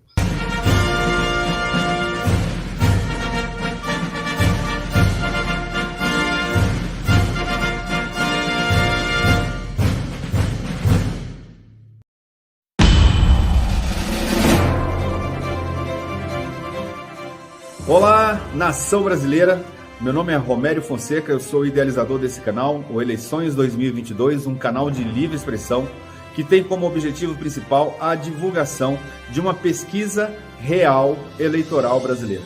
O que é uma pesquisa real eleitoral brasileira? Nós estamos cansados de ficar aí recebendo da grande mídia as pesquisas feitas pelos institutos chamados oficiais, demonstrando um número muito pequeno de pessoas que são entrevistadas e traduzindo o interesse do seu contratante. Para isso, nós criamos uma pesquisa real brasileira, onde todos os brasileiros poderão dar a sua opinião e demonstrar o interesse do seu voto nas próximas eleições presidenciais de 2022. Para isso, nós teremos que fazer um investimento de impulsionamento dessa pesquisa em todos os canais chamadas mídias pagas. E para que esse orçamento não pese apenas no orçamento meu e da minha família, eu quero aqui convidar vocês a se tornarem membros do nosso canal. Com uma pequena contribuição de menos de R$1 por dia, durante esse período até as eleições, nós iremos receber de muito bom grado todo esse investimento para reinvesti-lo 100% em mídias pagas para a divulgação dessa pesquisa. E trazê-la a público o mais rápido possível, demonstrando a intenção real dos brasileiros. E para isso acontecer, nós teremos que chegar a todos os smartphones desse Brasil e mundo afora, aonde tiver um brasileiro. Isso só é possível ser feito com a contribuição sua e da sua família, para que possamos atingir o máximo de brasileiros possível. Como eu falei para vocês, é menos de R$1 por dia para você se tornar um membro do nosso canal. Eu ficarei muito agradecido em receber a sua contribuição para que eu possa mostrar para toda a nação brasileira qual é a verdadeira intenção de voto dos brasileiros. Eu agradeço e espero a sua contribuição. Um forte abraço, Romério Fonseca e sua família.